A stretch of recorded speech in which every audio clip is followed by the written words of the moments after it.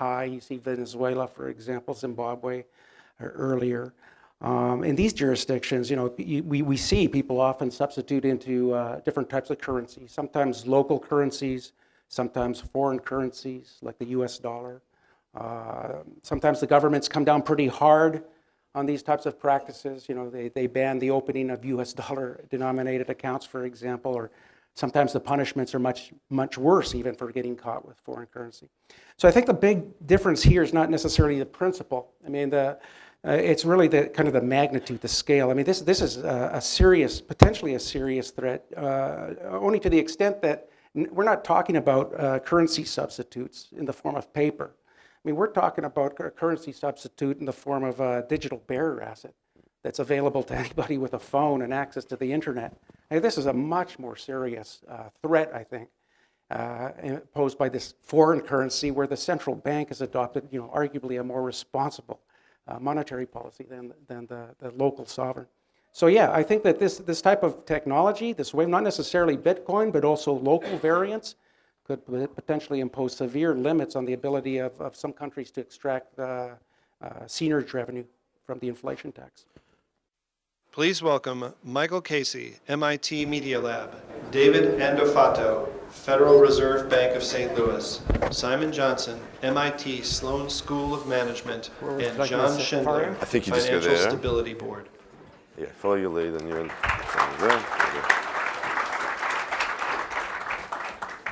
Okay, all right. Thanks very much, everybody. I think I got the dream team here for this one. So let me just briefly introduce them. David Andofato is a VP in the research division of the Federal Reserve of the Bank of St. Louis.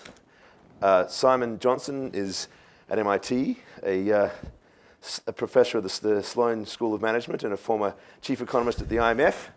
And John Schindler is the head of the Financial Innovation Group at the Financial Stability Board and has been doing a lot of research into blockchain technology on that basis. I thought I would just start by doing the unashamable, the shameful thing of actually sort of plugging my book. But there's a good reason why. In fact, this is a bit of an unplug. And that is that, we wrote a book called The Age of Cryptocurrencies. This is myself and a guy called Paul Vigna, who may or may not be in the room. And at the end of it, we did a kind of like a blue sky, imaginary what if sort of thing. Imagine the hypotheticals that we could go with this technology. The book was about Bitcoin and cryptocurrency. And we threw in there the idea that maybe, imagine if central banks get interested in this thing and there might even be digital currencies or something like that. It was like the out there radical idea. Well, a year later, we're now talking about the Bank of England is exploring this quite aggressively. The People's Bank of China has talked about it. The Reserve Bank of Australia, the Monetary Authority of Singapore is exploring it. Central banks are all over this now. It just gives you an indication of how fast these things were going. But I will tell you that there was one person back then in the central bank universe who was this wild maverick that we would turn to. And it's like, there's actually a guy inside the Fed who's talking about things like FedCoin. And who is this crazy? This was David Andofato. So he's a real trailblazer in this world. But anyway, I thought I'd start up actually by tossing to John, because he has been leading this research via the FSB for about how many months now? 6 months or so, maybe longer? So I'd say almost a year we've been doing this. And so I think it'd just be great to give a brief update to people what you've been doing and what you've learned in terms of what you can tell us and what you can't so far in that exercise. Okay, I'm happy to give that a shot. I do have to start by saying when you bring somebody from Europe and they're battling jet lag and then you feed them lunch and you sit them in a comfy chair, that's just a bad way to start the conversation, but I'll do my best. Tap him if he starts falling asleep, Simon. Simon's going to help me out here. So let me, I'll have to give you some highlights because there's just too much to talk about in the short time that we have. So let me start by just talking about the Financial Innovation Network, which is the group that I oversee. This group was set up about 4 years ago, and the idea was that we need somebody who's going to look all the time at financial innovation. When it was set up, it wasn't set up necessarily for fintech. It was set up for all sorts of financial innovation. And the group, which is composed of members, FSB members from central banks, finance ministries, securities regulators, international organizations, who specialize in innovation. And the idea was to take a broad-based look at innovation, not just risks, but look at the whole process of the innovation, what's driving it, what are the benefits of the innovation, what are the possible risks. Now, I would say it was created about 4 years ago, but I would say 2 to 3 years ago, maybe even a little bit longer, we started looking at virtual currencies and Bitcoin and trying to take that approach of looking at the benefits and risks there. But like Michael said, 2, 3 years ago, when you were looking at virtual currencies, I mean, people had suggested the idea that, everything will change once there's a sovereign digital currency. But we didn't even think about that possibility very seriously because it was this theoretical construct and you just didn't think about that. I'm going to fast forward quite a bit. The highest body at the FSB is the FSB plenary. They met most recently in Tokyo in March, and at the end of that meeting, in the press release, they indicated they had talked about fintech, that fintech was now an important part of the agenda, that they had accepted a proposed framework for thinking about fintech, both thinking about it in terms of categorizing all the different kinds of fintech and analyzing the financial stability implications of fintech. And in the press release, they mentioned one technology, one specific innovation, that was distributed ledger technology. So there's that acknowledgement of, this room acknowledges that as well, that is one of the fintech that's getting most attention and deserves the most attention from international regulators. So I want to just mention very briefly that this framework that was adopted reflects the desire for that balanced approach. Just like the Financial Innovation Network looks at the benefits and the risks of innovations, this framework is supposed to look at the financial stability implications. And I think some people looked at that and said, okay, the FSB is looking at risks related to digital currencies, related to all sorts of things, which isn't, it's true, certainly we're going to look at risk, but we're trying to take a very balanced approach. And if you look at some of the members, Michael rattled off a number of those members, a lot of the members are taking this balanced approach. They're taking almost a facilitative approach towards fintech. They're developing these innovation hubs, regulatory sandboxes, so it's not just a risk, what do we have to do to be careful about the risks? There's also an acknowledgement that there's great benefits there. So let me bring this back to digital currencies in a few seconds, then I'll hand it back over. This framework has got multiple layers in the framework, but two of the key steps in this process are taking a sort of a micro level analysis of any given fintech innovation. So looking at how the innovation will affect the person or the institution that issues it, how it will affect the market in which it's issued or offered, how it will affect the investor, a very micro level approach. But then there's also a layer of the analysis where you take the macro level approach. And here you have to sort of speculate a little bit. You say, if this innovation grows and if it's adopted and market cap grows a little bit, how will this affect things on a financial stability perspective? And these could be positive or negative effects. How will it affect leverage buildup, maturity transformation, interconnectedness, and a variety of these vulnerabilities that we collectively use to analyze financial stability? Now, ideally, the micro-level analysis would be done by standard-setting bodies and international organizations that specialize in those sorts of innovations, whereas the FSB is much better suited, much better specialized in that broader financial stability macro-level approach. So our hope is that organizations like the CPMI, which has issued a paper on digital currencies last November, you can look it up. If you haven't read it already, you probably should. In the world of sovereign digital currencies, the hope is that they will conduct that analysis, and they've already begun that analysis, and then we can layer on that final layer where we look at the financial stability implications, that broader set of implications. So let me turn it back over to you. Yeah, just one last point, if you don't mind, John. You've sort of talked about the challenges here, because everything is in such flux, and it's a very new technology. There's a lot of talk about the potential, not a lot of actual use cases. Talk a little bit, if you don't mind, to how you're grappling with the kind of the huge potential implications up against the lack of real substance to work with at this stage. You've just summarized it very well. When this group was formed, when we started thinking about financial innovation, typically the innovation that you were talking about was, well, somebody's got a new corporate bond that has this new redeemability feature or something like that.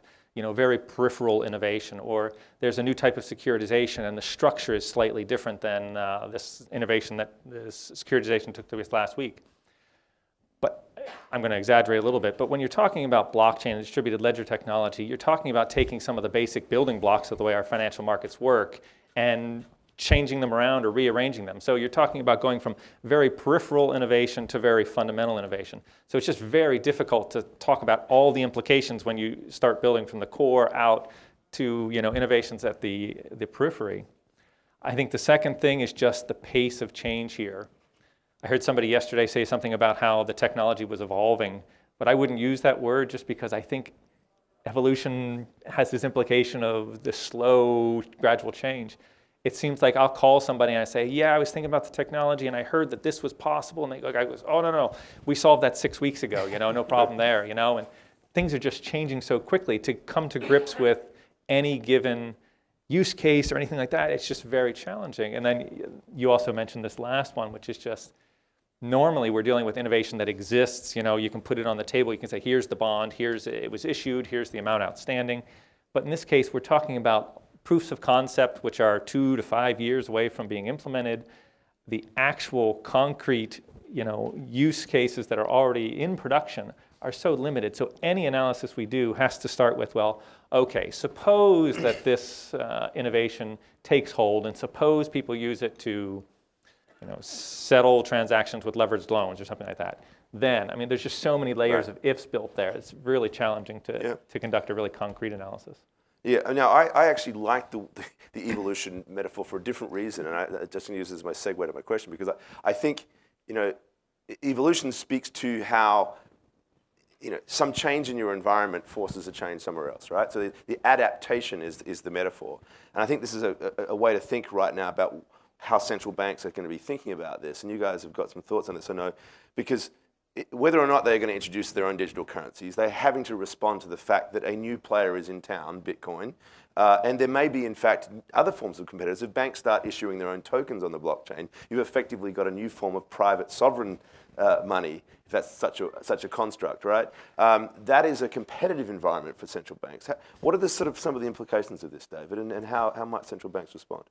A lot of implications. I recently wrote a blog post outlining several points that central banks check out his blog, by the way. It's a very useful should be primer looking on out this. for. But among the most obvious, I think, is just the mere fact that from the perspective of a central bank, Bitcoin or cryptocurrencies of that ilk are essentially a foreign currency, and from that perspective, the threat that this type of innovation poses on central banks around the world is a very familiar one. It's an old one, currency competition.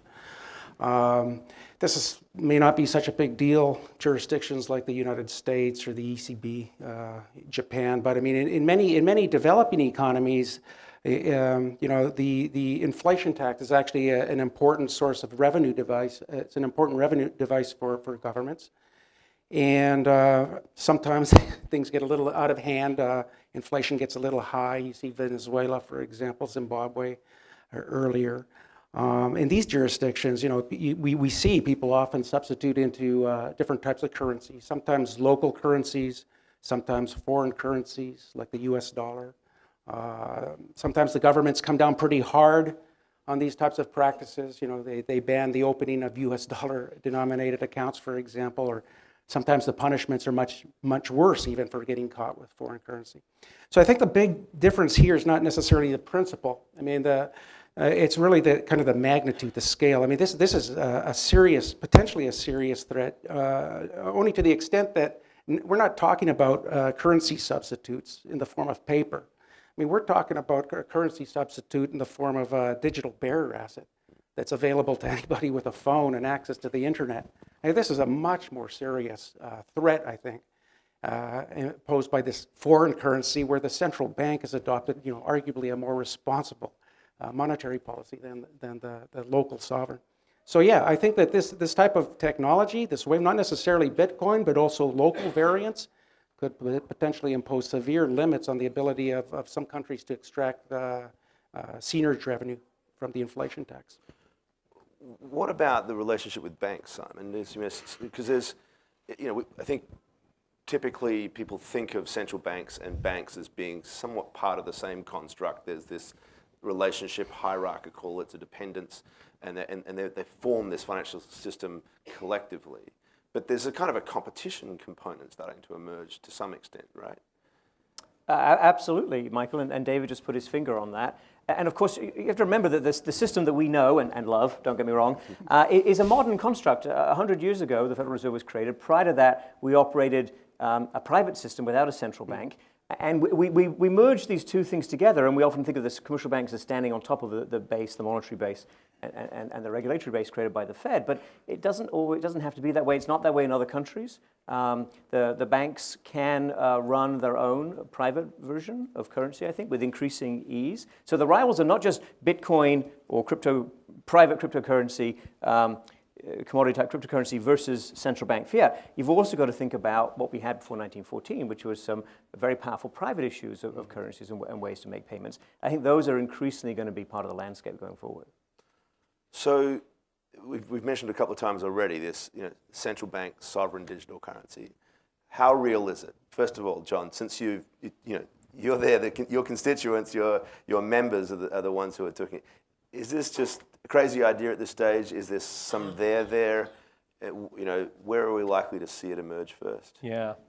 So I think I can give a very general answer and maybe sort of identify some categories, and I think maybe Simon or David probably can give you some of the more specifics.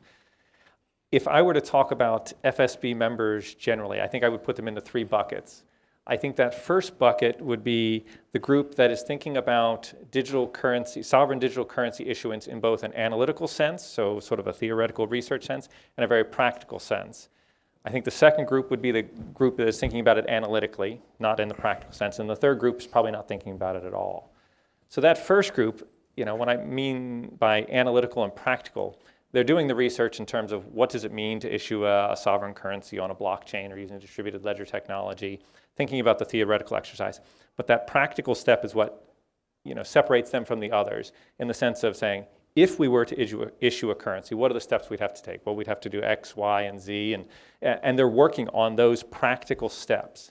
And you mentioned at the very outset a few of the countries that have been public about what they're doing there. The Bank of England, for example, the People's Bank of China, has been very public about those efforts. Some have been less public, and a few countries just haven't, to my knowledge, revealed anything publicly about that. But that second group, I think, is the bigger group within the FSB in the sense of, and there's a broad range there. They're thinking about it analytically. They're not thinking about the practical, how would we go about implementing it? But they're thinking about if somebody else does it, what are we going to do? How will that affect our ability to interact with them? That sort of thing.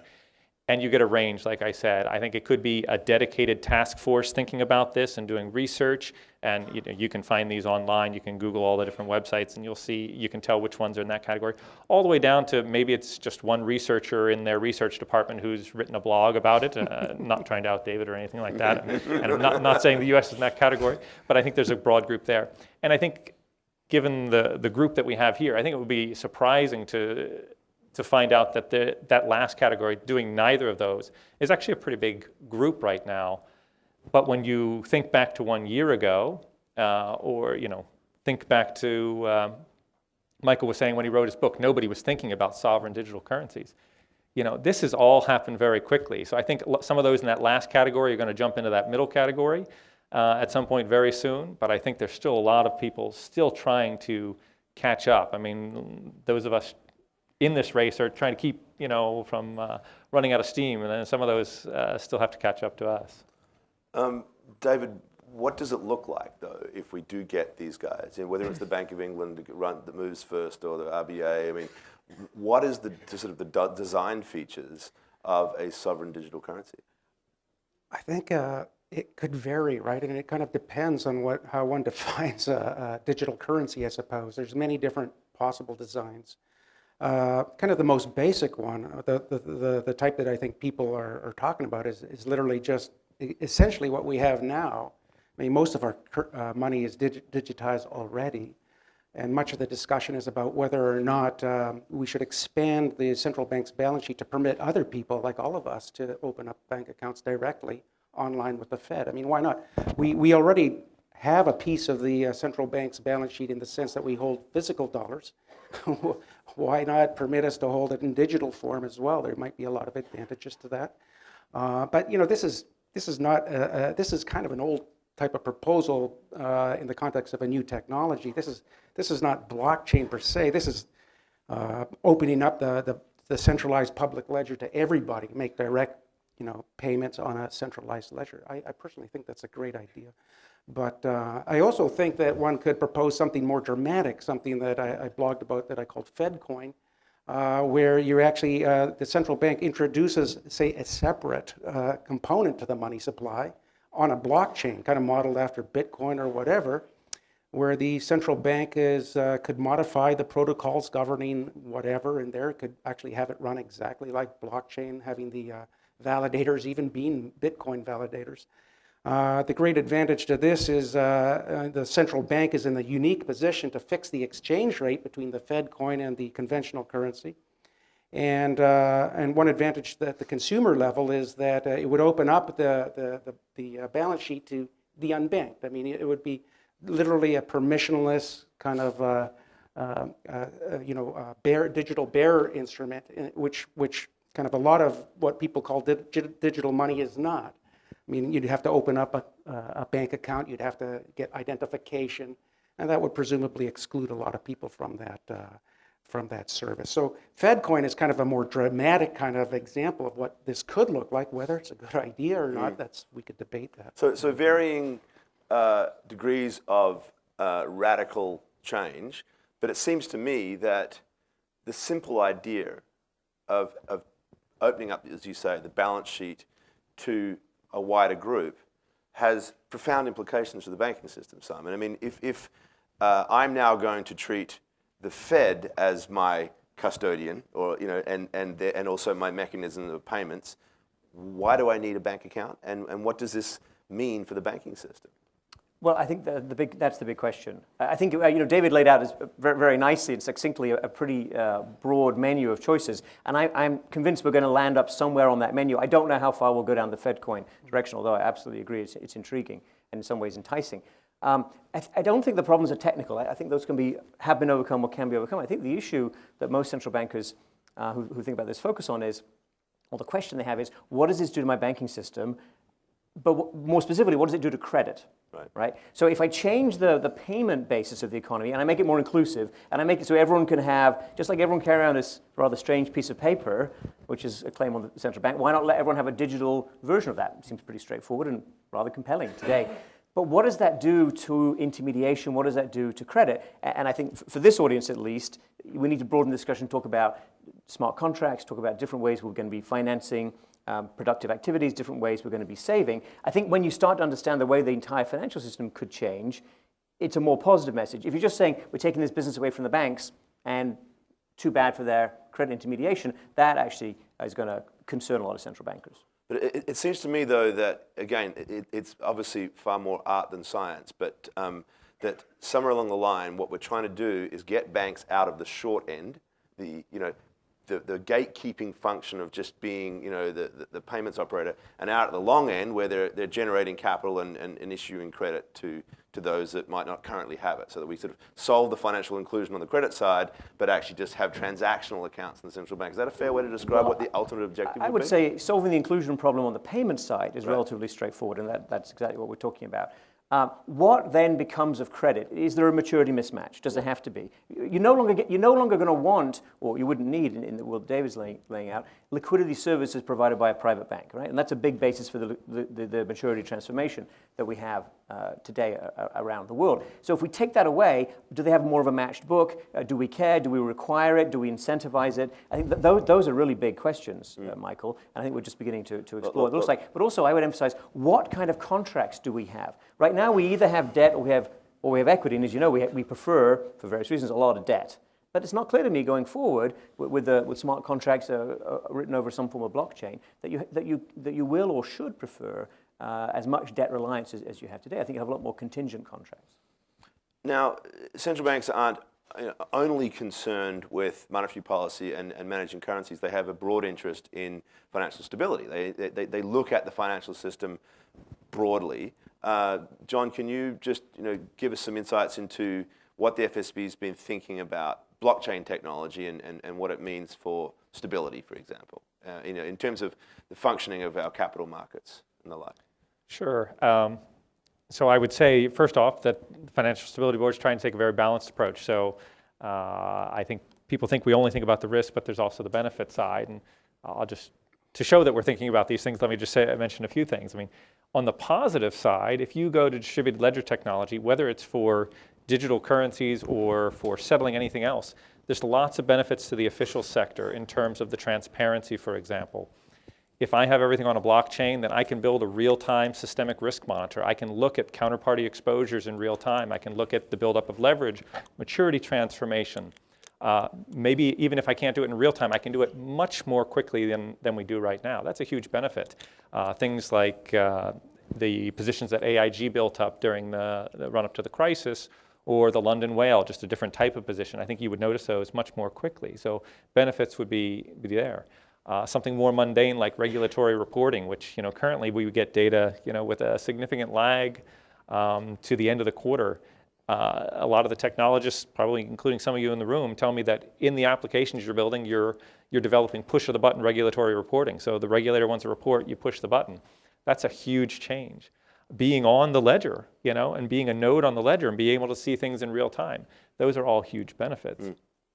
On the flip side, I think it's, as I said before, it's challenging, right? Because it's all conjectural. But let me talk about some concerns. Some of those are well known. Things like the digital identity of your counterparties. We certainly have to make sure that that's well taken care of. But I think an interesting issue that comes up is jurisdictional issues. Once everything's on the blockchain, once everything on the distributed ledger and moving around, and if Simon and I do a transaction and I'm in Switzerland and he's in the United States and we sell a UK stock, what was on the blockchain, whose rules apply in that case?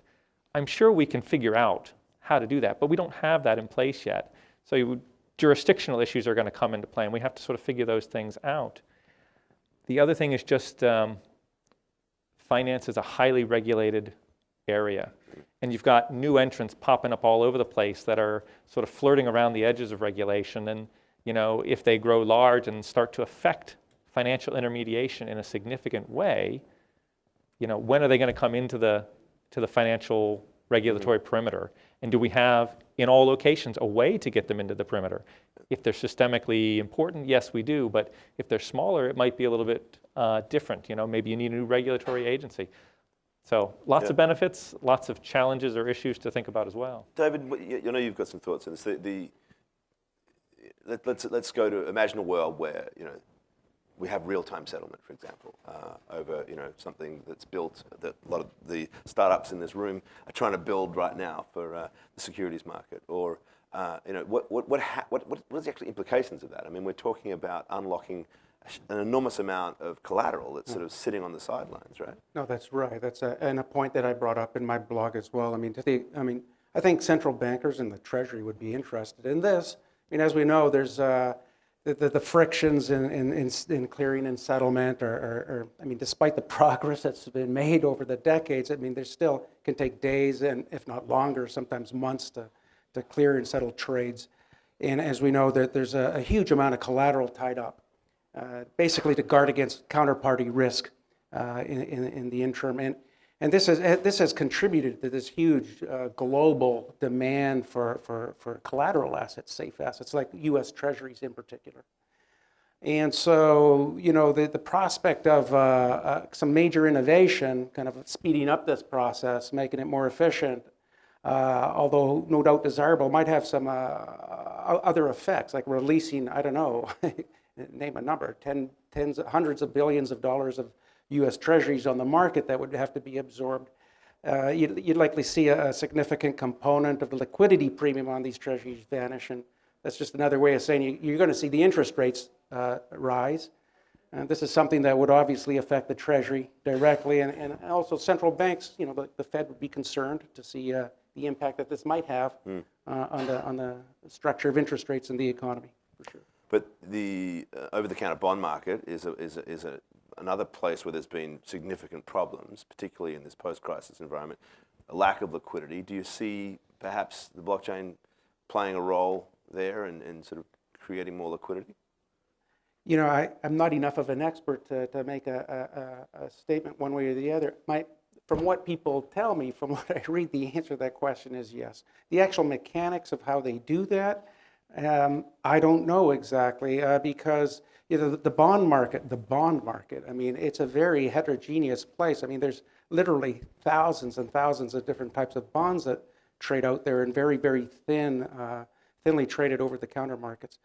I think I'm hopeful. Right. That somehow I think that we could possibly create, a de facto standardization by the sort of precision of it. But anyway, this is very hypothetical. Yeah. Let me jump to a question here. I think this is an interesting one. It does actually refer to FedCoin, but I think we could come at it from different angles as well. What are FedCoins? This is from Anonymous. He's actually a very prominent figure in Bitcoin circles. Would a FedCoin mean an end to open market operations if the central bank could control the money supply directly and immediately by minting retiring tokens? No, because not necessarily. So I mean, it would presumably add another tool to Fed policy in the sense that the Fed would reserve the right to pay interest, possibly negative, on this digital asset. But really, the proper way to think about it, at least the way I construed it, was it's just really a different denomination of currency. So I mean, it's just like $5 bill, $10 bill, Fed coin. The composition of the total money supply doesn't matter for monetary policy. It really matters is like the management of the total supply. So that the extent that in my version of FedCoin, the exchange rate is fixed, FedCoin against, say, $5 bill, $10 bill, it would have absolutely no implication for the conduct or desirability of open market operations. Okay. Where is the one I just had here? Oops, there it is. This is from Jimmy Shotgun. Not quite sure if that's a real name. But in any case, Jimmy Shotgun asks, Simon, maybe you can take this one since you've actually been doing some research in the field. Which country is the most likely to be the first to issue cryptographic currency digitally? And isn't there a need for global standards before they do so? Well, there's always a need for global standards, and those always show up rather late. Look, I think a lot of the thinking here is being driven by particular innovations and central banks that want to take the lead. In making this prediction, I have to say that I'm not sure. We can see certain central banks pushing ahead with supporting digital currency in terms of legal framework, in terms of encouraging innovation. Bank of England's at the top of that list. The Central Bank of Barbados, I think, is thinking very creatively along sensible lines as a middle-income country. There are others. Whether this audience would agree that what they end up with is a cryptographically secured system like Bitcoin, that's not clear to me. I think that they will be closer to what David is talking about, which could be cryptographically secured, or it could be run over a permission ledger where the permission nodes are very tightly controlled by every one of the Federal Reserve banks, for example. We've got 12 of them. Well, there's 12 plus the board, that's 13 nodes. Throw the Treasury in, you've got 14, right? So that may be what you see, but to your earlier point, Michael, it's responding to the competition, and to David's point, responding to the competition from these competing currencies. The central banks don't want to lose their role or their presence in the monetary system, and this is a fantastic opportunity, for example, to make progress on financial inclusion. Yes, John. Can I just add to that? I think it's a very interesting question, certainly something it's fun to debate, right? But I think it's important to determine what you mean by issue, right, to issue the currency. I think it's very possible that some countries, maybe it would be a major economy that does something on a very limited scale. It could be a permission ledger with its primary dealers or something like that. You could very easily see that being a first step. Would you consider that issuance? Sure, but I'm not sure if the question meant when are we going to have, a wallet full of digital US dollars or digital Swiss francs. You could also imagine a smaller country where there's already convertibility. It might be easier for them to digitize their native currency because they've already got full convertibility. So what do you mean by issuance? I think that's an important question. That could affect sort of how you answer that question. So I just do sense on that. Thanks. I want to pick up on the competition thing and just push it one step further as well and say, to David's earlier point, there's always competition. There's foreign currencies in some respects are always a competition between central banks and what they issue. Does digitizing those sovereign currencies and adding into the mix of that Bitcoin and others bring central banks into even more sharp competition with each other? And do we get more volatility as a result of that? I mean, people would a digital dollar suddenly flow across borders more readily than it currently does in paper or banking form? Who do you want to take that? Anyway, David, you can jump on it, but I'd like That is an interesting question. I don't have the answer to that question. I mean, I could speculate. I mean, I think in general, when there's some competition that imposes discipline, if you have competition, you're basically compelled to deliver a good product. A good product in terms of a currency is one that is relatively stable, has a nice stable short-run rate of return, preferably a nice long-run rate of return too. But so to the extent that this competition, that these technologies foster this type of competition, I think on net one would hope or expect that it would foster more responsible central banking around the world and lead hopefully to a more stable financial system. But that's speculation for me. Simon? Well, I hope that David's right on that, and I would emphasize that most of what we see in terms of currency movements is driven by news, and as long as there is good economic policy and proper communication of what the central banks are doing, I don't see why that would necessarily add to volatility. But I don't want us to end, Michael, without talking about some of the inherent instabilities that we already have in our financial system. Sometimes we call them too big to fail structures. Sometimes I think Ben Bernanke calls them too interconnected to fail. I don't think the blockchain is a panacea. I don't think that it necessarily changes that structure. You may go from having one set of nodes that are very problematic if they fail to having a different set of nodes. And to your point about bonds, and it was a good question, but what's my counterparty risk, right? If I can see better the state of the market, and this was, I think, John's very important point, it should be easier for the supervisors not to let an AIG financial products type situation develop, right? And if I can build a payment structure that's separate from credit, well, that has some advantages also. The money market funds that almost failed or were on the brink of failing or were experiencing a big run in September 2008, perhaps now I'm a little bit less worried about that. But Lehman Brothers and Bear Stearns were not big in the payment system, right? They were maturity transformation in a very strange way, and maybe they were, risk repackaging in some strange way also. So let's not kid ourselves. The financial risks to stability are always going to be with us. I think the blockchain is an enormous change for the kinds of reasons we talk about, and it will change what central banks do and how they interact with banks and with the economy profoundly, no question. Does that necessarily eliminate or even reduce financial stability risks in the interim or over the longer term? To be determined. That's a pretty good place to end this, but John, you might just want to tack something on the end. Yeah, I just want to say, I think it's important to think about like a shifting of risks. I don't think there may be specific risks that are reduced because if I can take my settlement time from T+5 to T+3 or T+1, the time in which I'm exposed to fails to deliver and counterparty risk is going to be reduced. So I think that's a very real improvement. But that doesn't mean that there's other risks that aren't being introduced into the system, either because of dependence on a software, dependence on something else. So I think risks, maybe there'll be a reduction of risks in some areas, but we have to be looking always for where the risk pops up in another area. Great. All right. I think we'll leave it at that. I just want to make one point that yesterday when I was at this CGN, somebody talked about how they were wondering why it is that all these startups in the Bitcoin and cryptocurrency space have been focusing on the private sector, when in fact some of the biggest customers for this technology may well be the public sector, right? It is, and this is this reg tech idea, and I think when you have these sorts of conversations, you realize is that governments, guys, that's where the business is. So, yes. And I would also, see if we're telling you where to spend your time to get business, I would suggest you talk to central banks away from the usual suspects. I think there is a tremendous interest in this and tremendous need for this in middle-income countries, in countries that are relatively well-run. They've got good rule of law, but the financial structure has a lot of holdovers, a lot of legacy systems.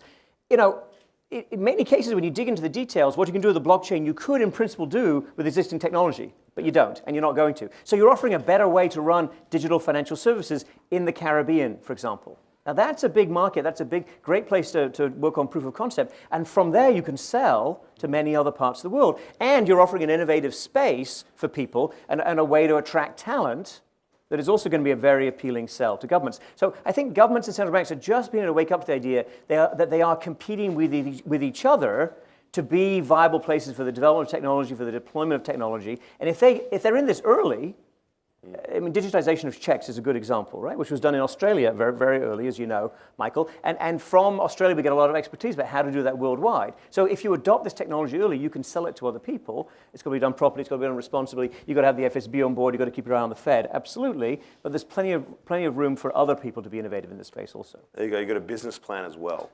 All right. Well, thanks very much for your time. And please give a round of applause to our panel.